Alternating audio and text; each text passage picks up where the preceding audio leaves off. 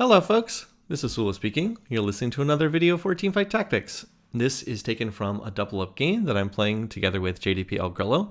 We are playing this on the first day of a new patch. I believe this is officially the second patch, or second full patch at least, for set 11. This patch was designed to do a couple different things. It was supposed to buff the 4-cost units across the board because they were extremely weak in the previous patches. It did that to some extent, but it didn't really work, and the balance is actually pretty terrible in this patch, but we'll get to that in a minute. We'll see if they end up hotfix patching or B-patching this one.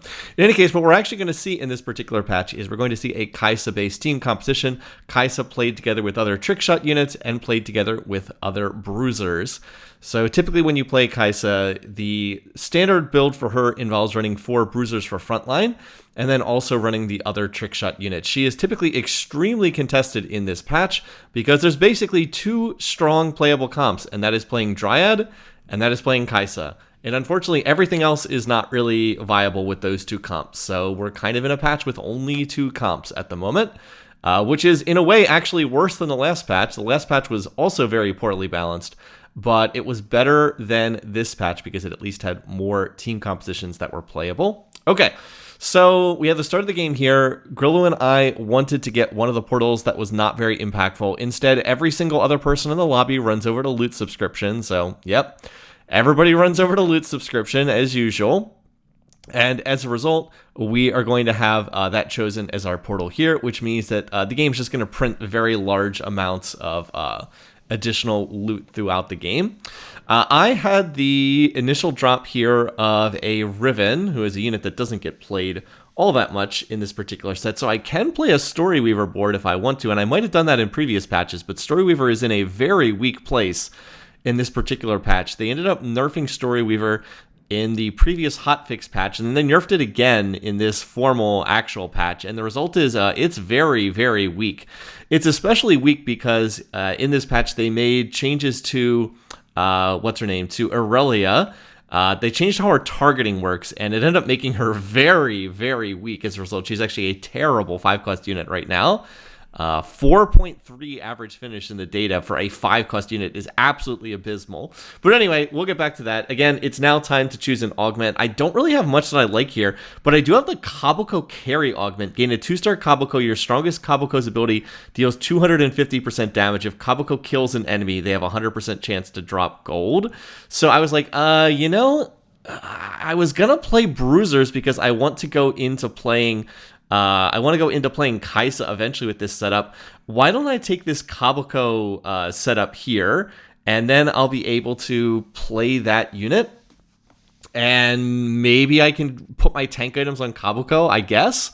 So I wasn't really planning on doing this, and Kabuko does not typically fit into a Kai'Sa board, but the other augment options were really not very good, and this one did give me a 2-star Kabuko just off the bat. So I was like, okay, honestly, I think I'm going to take this augment just because it gives me a 2-star Bruiser who I can look to play later on. So I was like, okay, this is not typically what we'd play in this team composition, but I think it's actually better than the other options just because it gives me a 2-star frontliner that I think I can play for most of the game.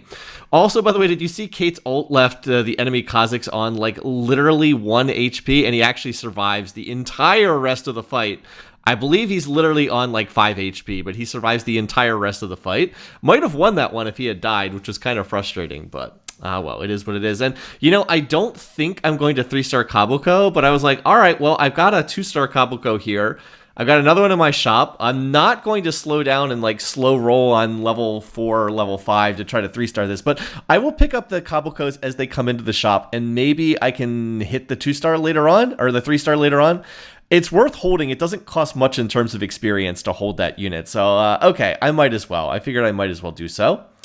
As far as the rest of my board right now, let's see. I probably should play the Riven over the Jax. Jax is only providing Warden trait for Garen. I think Bruiser trait for Kabuko would be a little bit better because I do have the Kabuko carry augment, which makes him into a significantly stronger unit. It makes him into a unit that can kind of deal damage. So probably would be better to play the Riven over the Jax. Not that it makes a huge difference here. I do have 2-star Kate, 2-star Kabuko, 2-star Garen, so my opener is actually pretty strong here. I was a little surprised I lost that first round, but the person I hit the first round actually had a pretty strong board as well. And then I'm going to hold on to the Riven because I am 100% going to play the Riven later on when I look to play Kai'Sa. And then I'm also holding the Sivir because Sivir will also go on the board later on. And if I put both of those units in play, then I'll actually have Storyweaver trait as well. Anyway, so Morgana gives you a choice: upgrade your next 2-cost champion or gain gold. And there's not really any 2-cost units I want to play that badly, so I'm just going to take the gold here. Now, I could have just, if I had known the alternate option, if I'd known there was going to be an Aatrox in my shop, I probably would have just taken the other option and just purchased the Aatrox and played that. But I did not know that that was going to happen. And in fact, what I should do right now is I should buy the Aatrox and I should play that over the Jax. That will put Bruiser trait in play. It would also put Ghostly trait in play because I am running the Caitlyn. As far as Grillo's board, just to give a quick note on him, as you see, he's going to send me a 1-star Cobbleco as well, because why not? We might as well pick up these Cobblecos. He is actually going to end up playing Duelists in this patch, because he ended up getting a Duelist augment, and he had some Duelist champs over there. Now, Duelists are not strong in this patch at all. As I said, they are performing very, very poorly in the data.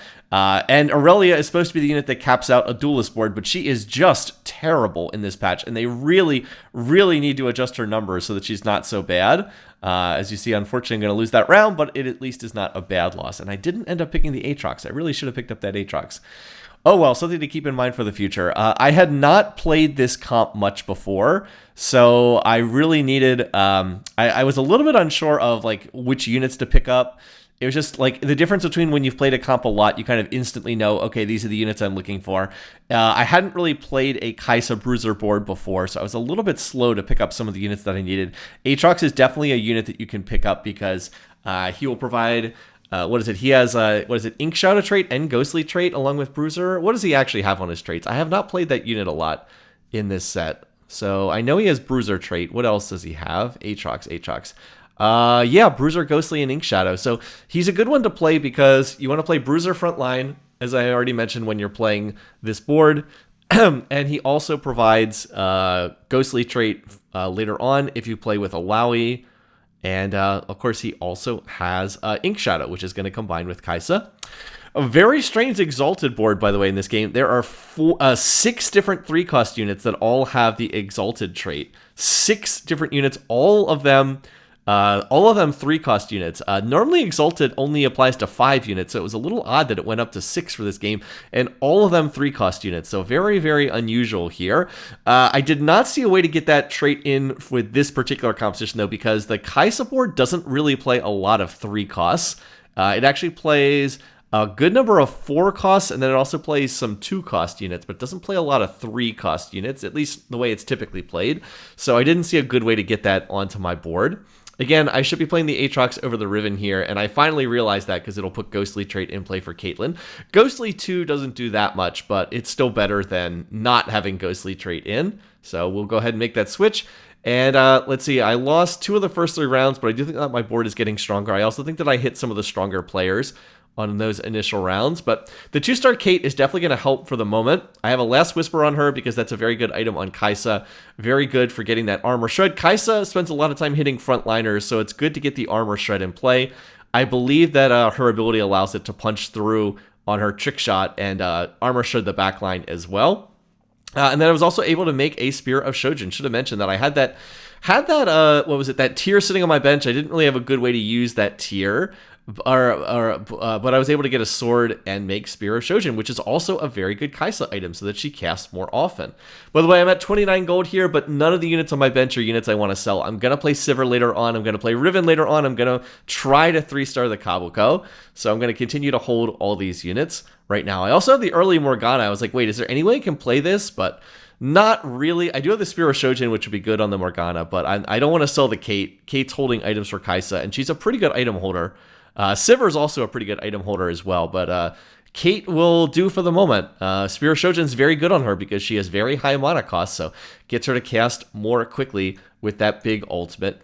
Kate's mana cost currently, I'm just curious what she has. It's currently 105, so that's 11 auto attacks to ult normally, and then Spear of Shojin cuts that down to, I think, 7 auto attacks. I believe it's 7. So, I mean, it's a pretty big difference. 11 down to 7. Assuming I have the math correct, which I might not. And then here, look what I get. I get a sword and a glove, so I can just make Infinity Edge. And these are actually considered to be best-in-slot Kaisa items. Infinity Edge, Last Whisper, Spear of Shojin, considered to be perfect items on Kaisa. Now, of course, you can make do with other items, but she really does not need much in the way of attack speed as far as the way her itemization works. She really does not need much in the way of attack speed. So the IE plus Last Whisper combo is really good for just getting huge crits that armor shred, and then Spear of Shojin gets her to cast more often. So Kaisa's basically an AD caster unit, if that makes sense. Then I also just find a random Ashe in my store at 2% odds. I had Morgana at 2% odds and then Ashe at 2% odds. So I'll go ahead and pick her up because she does put sniper trait in play for Caitlyn. Again, long term, I'm going to be playing trick shots, not snipers. I might look to go into snipers, except that Ashe is just such a terrible unit in this patch. I guess she's slightly better than in the last patch, but she's still a very, very weak unit. And just for whatever reason, the design team really, as Caitlyn snipes the backline very, very nicely there, the design team just really seems to have failed with the 4-cost units in this set. The 4-cost units in general are just, I don't know, their abilities are just not it. Ashe's ability spreads out her damage, so she kind of tickles 4 different units at once. Morgana's Puddle just randomly hits units that are kind of all over the place. I've already mentioned that a lot of the 4-cost units for frontliners just don't seem to be getting the job done, although they're a little bit better in this patch, but I don't know. Just the design of this set seems to be all over the place. They really seem to have not done a very good job.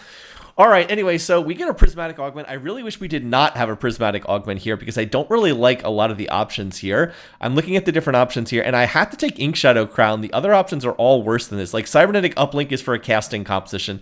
That's not really going to help me. The Ghostly one, I'm not going Vertical Ghostly, so that wasn't going to help. And then the 2-for-1 is really good if you're rerolling, but I'm not playing a reroll board. I'm playing a board that's looking to go into Kaisa here. So I'll end up taking the Ink Shadow Crest, but it wasn't really, or Ink Shadow Crown, it wasn't really what I was looking for here. I would have much preferred that this was not a Prismatic Augment, because now I have like this extra Ink Shadow emblem that I'm not really using. I'll go ahead and put it on Garen for right now, but I guess the main thing that this does is it lets me cut an Ink Shadow unit from my comp later on. Typically on this board, in order to get Ink Shadow, you would play Aatrox because he's Bruiser plus Ink Shadow. You play Kaisa, who is Trick Shot plus Ink Shadow. And then the third one, you can play like Udyr in the late game, or you can play like Jax in the early game. But like you do have to put like this extra unit on the board. So by getting the Ink Shadow Crown and the Ink Shadow Emblem, it does mean that I can cut an Ink Shadow unit from the comp.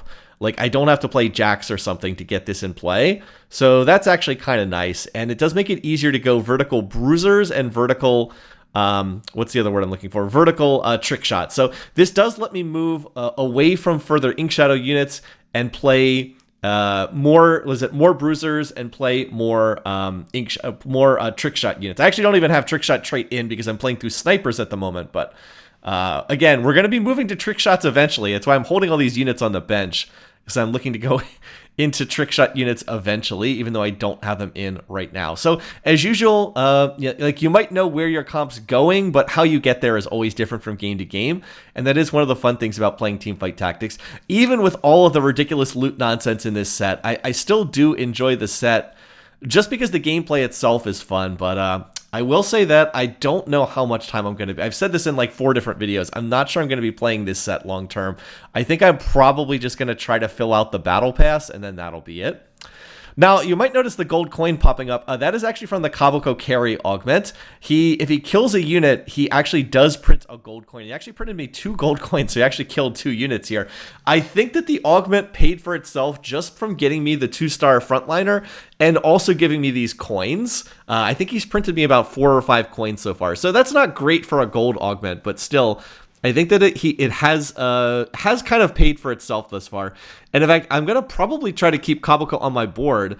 I'm now hoping that maybe I can find a way to get 6 Bruisers in play, because I think that would be pretty good here. But if I'm not going to play Kabuko, I'd have to cut one of the other Bruisers. I want to play Riven and I want to play Galio because they're both Bruisers. They both have Storyweaver trait. That makes it easy to get Storyweaver trait in play. And then after that... I need 2 more Bruisers for 4. Typically, you would play Aatrox because Aatrox gives you the Ink Shadow trait.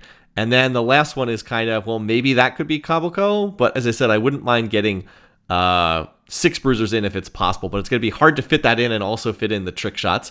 Anyway, we'll figure it out. I'm still trying to figure this out here.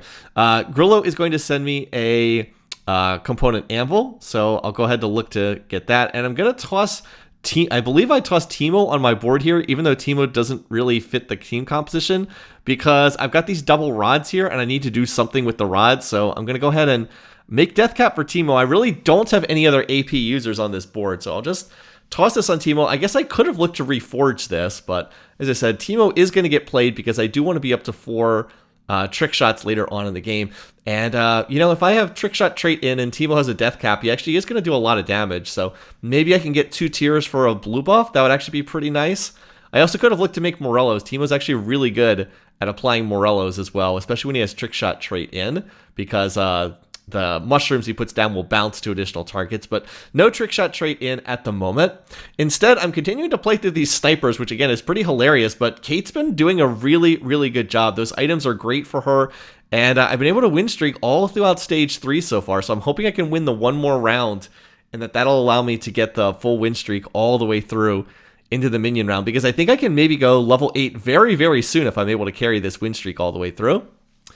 Now, I do want to mention one other thing in this game. We actually have double fortune players in this lobby, and it's the team that's currently in last place on health. It's that team that has 41 HP right now, who both have names that are made out of Chinese characters. I can't read them. I believe Grillo said that, I think that they said that they were students based on the names, or at least they were identifying themselves as students. But they're both playing Fortune, which is really wild. Typically in double up, you have, if you want to play Fortune, you have one person run Fortune, but both players running Fortune is, I don't know, it's a bit of a gamble to say the least to have both of your boards running Fortune. So they've actually lost quite a bit of health at this point in time. One of them has cashed out Fortune, the other has not. They actually are not on particularly big Fortune luck streaks. I think one of them was on 8 luck and the other was on 27 luck. Yeah, here we go. This person's on 27 luck. Now, I mean, that's a decent amount of luck, but it's not like an insanely high amount. And this team is already down to 42 HP. They're losing health at a very, very fast pace here in the lobby. So it's kind of interesting that they are running like this super duper risky strategy. And like, yeah, now they're going to lose another 6 health from me and their partner lost. So they were on 41 health. They're down to 30 health. They lost 11 health that round.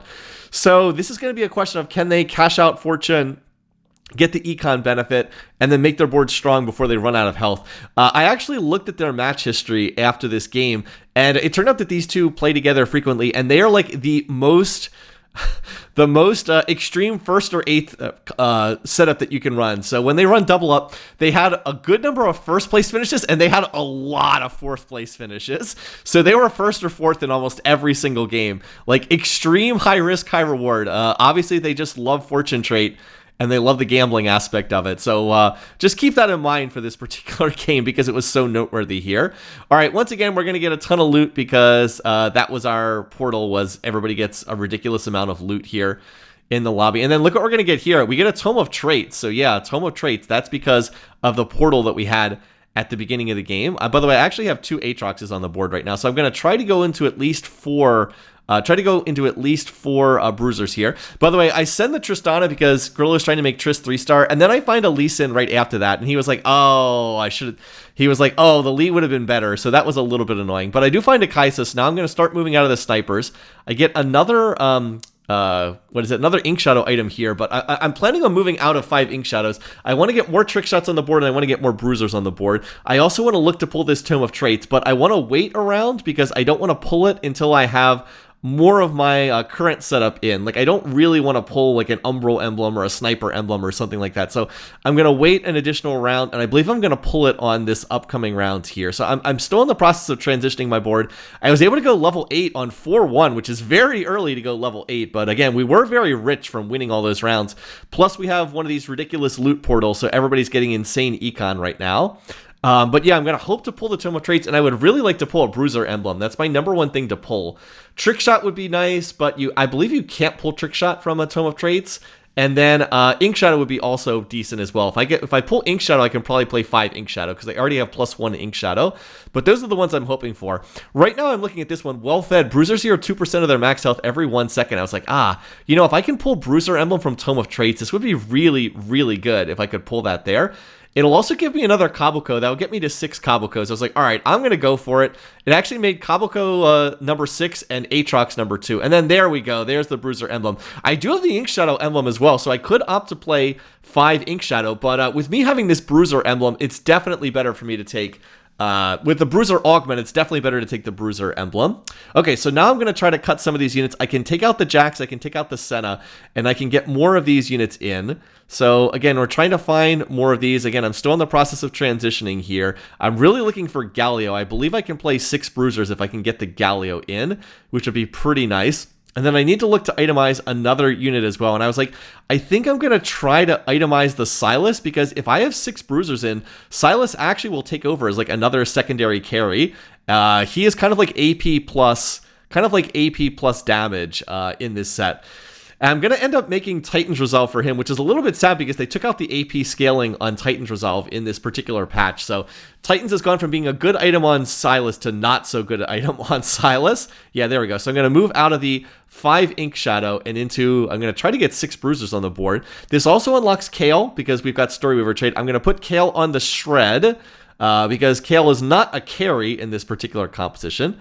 Not a carry unit for the moment, so I want her on the green option that will shred armor and magic resistance. And here we go. So now we're going to put these units up on the front line. And like I said, I believe I go ahead and make the Titan's Resolve for the Silas because I really don't have much else to do with these. I guess I could try to make some kind of tank item. I could maybe try to reforge the bow or something. But I think I end up making this item, even though it turns out it's actually not a particularly good emblem. Not a particularly good item on Silas because they took out the AP scaling. That said, I have 6 Bruiser in now. 6 Bruiser is an awful lot of health for the rest of your team. 6 Bruiser currently is 65% additional health for all Bruiser units. The rest of the team gains an additional 100 HP. So yeah, we have an awful lot of health, and we have this Bruiser Augment where they all heal 2% of their max health every second. So they're going to be pretty tanky up there, those Bruisers.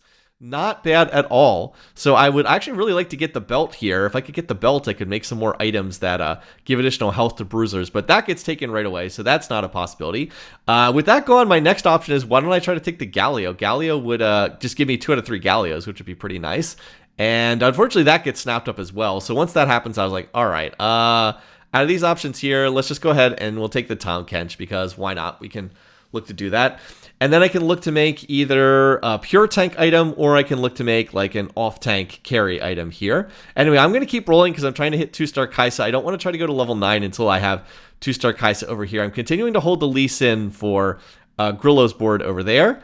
And I would like to get the extra trick shots in as well. But then he told me he would prefer to have the Wukong over having the Lee Sin for the next Sen. So we'll take that. There's another Galios. That's 2 out of 3 Galios. Like I said, I'm going to keep rolling. I'm still on a big win streak, so I'd like to keep that win streak going if I can. That'll help a little bit, having an extra Riven. And I do need to pick up Bard if I want to play 4 trick shots. I do need to play this unit here. The unit I need to get off the board right now, and there you see, I'm going to make this Titans on Silas that I mentioned before. The unit I really need to get off the board is Garen. Now, he is providing me with Storyweaver trait, but that's not that great. What I really want to do is get a better unit in than Garen. He actually has an Ink Shadow emblem and a Bruiser emblem right now. I want to get him off the board because if I can move those items over to somebody else, I'd really like to get to level 9 and then take out Garen, put in Sivir, that maintains Storyweaver, and then put in the Bard, and then that will make 4 trick shot right there. Here we get our choice of support items, so I'm trying to see what I can get here, and I'm looking at the different options. Now, Zeke's is always good for additional attack speed, but I don't know that I need that. Aegis is typically good in most situations, but then I actually see that there's Randuin's there, and I'm like, I think Randuin's is a better fit for my board. That's because Bruiser trait gives lots and lots and lots of health. By the way, there's another Kaisa, so that's nice. I really would like one more Kaisa. There's Galio 2-star. That's pretty big. That's going to help anchor my front line. So again, I'm just rolling for maybe one more of these. There's another Galio. Surprisingly not played in this lobby. And oh, there we go. There's the shop I want. Going to hit Sivir 2-star and more importantly, Kaisa 2-star. And then I'll put the Randuin's over here. So it's like, I think the Randuin's is better here because what do Bruisers get? They get a ton of health. Lots and lots and lots and lots and lots of health. So what do you do to make them stronger? Well, what are they missing? Armor and magic resistance. That's what they need because they get health from their trait, so they need armor and magic resistance to fill out their defensive tankiness. And that's what Randuin's gives. It gives armor and magic resistance. 30 armor and MR to the holder, and then also to anyone that's standing next to them. By the way, this is an important round to win because it knocks the Fortune team down to 3 HP. I definitely want to get that Fortune team out of the lobby before they have a chance to continue cashing out on Fortune. So they're down to 3 HP. They have to, if they lose 2 more rounds, they're out of the game. 1 loss knocks them to 1 HP, and then a second loss knocks them out. But yeah, we have to keep an eye on them. Then, by the way, I hit the 2-star Bard, which is like, okay. But the Bard is not going to do anything until I can manage to scale up this board a little bit more. I need to get to level 9 before I can effectively play Bard. I'd rather play the Teemo than the Bard, basically. Although I guess I could play this. Is it better to play the Sivir? It might be better to play Sivir here because she does give attack speed to units standing next to her, except that Teemo already has a death cap. So for that reason, I think Teemo probably the better unit. I already put an item on Teemo, so probably the better one to play.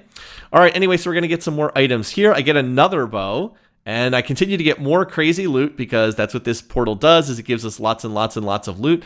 Also gives me another Kaisa. Now, I already have 2-star Kaisa, but I think I end up just holding this anyway. There's an off chance I can make Kaisa 3-star, which would be an instant win the lobby. But more importantly, I just want to deny people the chance to take Kaisa. I just kind of want to take them out of the pool. And then I go ahead and make another Titans on the what is it on the Silas up there? Wow, it took me a minute to think of his name on the Silas. So he has double Titans, which would have been really good in the last patch with 8 Bruisers, but not amazing in this patch because, as I said, they took out the AP scaling, and Silas is a unit that wants AP. But I still don't think it's going to be terrible. It's just not quite what he's looking for in terms of his itemization. So he's going to be able to do a little bit of an additional damage. Teemo kicks in a little damage, but really Kaisa's the unit that deals most of the damage on my board. So I'm actually on a 12-match winning streak, and things are going really, really well in this particular match, but unfortunately I'm going to get stuck in this match on the, what is this, on the, there's a Diana up there. This Diana is just tanking absolutely forever. I can't believe how long it took me to kill this unit, but yeah, Radiant Ionic Spark apparently just way too much for me to cut through. So, what is it, the Janna did 10,000 damage, but it was the Diana in the front line that was actually tanking. That was the problem. We could have killed the Janna pretty easily if we had been able to get through the front line. It was the front line that was the issue. I'm going to go ahead and get an item send here from Grillo, and I'm going to get a artifact item. It turns out to be an Infinity Force, so I'm going to stuff that on Silas. Now, it would be nice if Silas was actually 2-starred. If I could 2-star him, he'd actually be pretty strong with these items, but that is not the case. So I'm going to have to try to get to level 9, and I'm just biding my time until I can get to level 9. I guess I just ended up going to 9 right here. So we're going to play the Bard, we're going to play the Sivir. That puts 4 trick shots in play. Now we need to put an Inkshot emblem on somebody. I'll put that on Bard, and then I need to put the Bruiser emblem on someone. I'll put that on Bard, and then this Tattoo of Protection can go back on Kabuko again. Again, Kabuko is quite strong. I really would like to 3-star him. I'm still sitting on 7 Kabukos. Going to be a little difficult to find him on level 9, but it's still possible. Grillo also, by the way, does have a Kabuko on his board, but we were kind of waffling back and forth. Like, do we really want to use a send on a Kabuko, a 1-cost 1-star unit? Like, when we could maybe use it on something better, but we were still thinking, should we use this or not? Yes, no, and we weren't quite sure. We're also up against this Gnar over here. And by the way, did you see the Gnar just one-shot the Kaisa? Yeah, they've overbuffed Gnar in this patch. As I said, the 2 things that are really playable in this patch are that the Gnar did 16,000 damage. That's a 2-cost unit there. I know it's 3-star, but it's a 2-cost unit. That's a little bit ridiculous. But they've overbuffed this unit. So really the 2 playable comps in this patch are Dryad, playing through Gnar and Kindred, and then Kaisa. Fortunately, I am the only one playing Kaisa in this lobby, which, as I said, is a little bit wild. And then, oh, there we go. I'm actually going to find a Xayah here. That's fantastic. So now I can have Xayah just take over for the Bard. That's really nice. So now I can put the Bruiser emblem on someone else. It's got to go on someone. I'll put it on the Xayah to make her tankier. And now the Ink Shadow emblem has to go on somebody. I'll put it on Riven for kind of lack of better options. That allows Ink Shadow to go back in play. And now I do need to reposition here. I am not taking advantage of the fact... Oh, there we go. And there I hit Silas 2-star. So that's actually big as well. So we hit the Xayah, and then we also hit the Silas 2-star. So my board just got way, way, way stronger there. This is the final board that I want. 4 trick shot, 6 Bruiser. Also, by the way, this person has 3-star Kabuko, so maybe if we can get them out of the lobby, I can find Kabuko, because this person has 9 of them out of the pool. They're actually playing a board that's somewhat similar to me in the sense that they have a lot of Bruisers on there. But yeah, I think my board got a little bit stronger there, so we're going to win and knock them out without too much trouble there. So first team's out of the lobby. I was hoping that the Fortune team would lose here. They're still on 3 HP, but it looks like their partner's going to come over, reinforce, and yeah, they were not able to win that round. Excuse me, they were able to win that round. We're not able to lose that round. So they are still on 3 HP for the moment. Anyway, time for another item carousel. So right now I'm looking for an item to put on Xayah. Xayah is a unit that really was completely ignored for most of this set up to this point in time, and that's because Rakan was just so much better of a unit. So it's an interesting mechanic. This unit is either Xayah or Rakan. If you play them in the front 2 rows, it's Rakan. If you play the unit in the back 2 rows, it's Xayah. Xayah was incredibly weak all through the public beta environment, and then also throughout the early portions of this patch. Just a very, very weak unit. So just nobody played this unit. Everybody always played Rakan instead. But they've actually buffed the unit up to the point in time where now it's legitimately very strong. Xayah is currently the strongest 5 cost in the data. By the way, I'm going to get a send here from Grillo. That is the Kabuko coming over. So yes, I'm now 1 off on the Kabuko. I just need 1 more. I was actually thinking if I can find a Hui, I'll put him in for 1 round and have him paint the last Kabuko that I'm missing. So that's my hope. Anyway, but to get back to Xayah, yeah, she's actually the strongest 5 quest right now. In the data for this patch, she was averaging 3.6 average finish. 3.6! That's incredibly high. That's just like an insanely strong unit to have the data. Putting someone at 3.6. Really, really, really, really strong. So yeah, I definitely want to itemize her, and I'm going to play her as the 4th trickshot unit along with Kai'Sa. Also a very important round there because I'm able to win and knock the Fortune team down to 1 HP. They are apparently the strongest team in the lobby right now, aside from us. That other team that's in second place with 9 HP right now, they were up on 60 HP a little while ago, and they're all the way down to 9 HP now. They've just been losing round after round because apparently the late game board was not that strong. One of them is a Senna 3-star, and the other is just... I'd have to look at their board again. Anyway, we're going to get another random encounter. We're going to get Zephyrs for everybody. So now we get to dodge Zephyrs for the next 2 rounds. Hooray. Love that. So I'm going to do my best to Zephyr out some key units here. I'm trying to look at this board.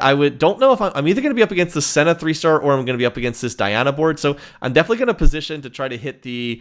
I tried to position to hit the Senna 3-star if I were up against that board. Turns out I'm not up against that board, and I missed by 1 tile getting my Zephyr on the 3-star Diana over there. So that's a little unfortunate, but at least none of my key units got Zephyred either. So I did get a somewhat effective Zephyr, but could have been better, certainly. Now, what a big difference is compared to the last time I played this board. This time now, Kai'Sa just slices right through that Diana over there. So I'm going to win this round, and we're going to knock this team all the way down to 1 HP. And unfortunately, the Fortune team did double win, so they're still in the lobby on 1 HP. All right, time now for another minion round. I suppose I should probably cover what Kai'Sa's ability does before we get to the end of this video because she's the featured unit. I'll just read here. Her ability is called Inkstorm. Fire 20 waves at the current target over 2 seconds, each dealing physical damage to the first enemy hit. If an enemy is hit by 10 waves, they take damage per wave instead. So she fires a series of waves at the target, and because she has Trickshot trait, it will bounce through and hit people behind her. So she kind of like nukes down the front line. That's again why the Last Whisper is so important for her, because she's going to be hitting tanky targets and she needs to be able to armor shred them. And look at that. We hit the Kabuko right there. We also have another Tome of Traits, so okay. I was like, okay. I mean, the Ink Shadow emblem's interesting. I guess I could technically try to get 5 Ink Shadow in play, but I just take the Altruist emblem instead. This is going to be nice. This is going to give my whole team additional armor and magic resistance, so that's pretty nice there. Grillo was also going for a 3-star Lee Sin. I believe he has 5 or 6 of them, and then I had 2 more, so we're actually very close to 3-star Lee Sin here.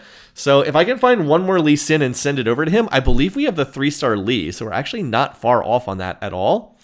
All right, so this time I'm going to be up against one of the 2 Fortune players. My Galio is going to get Zephyred right here.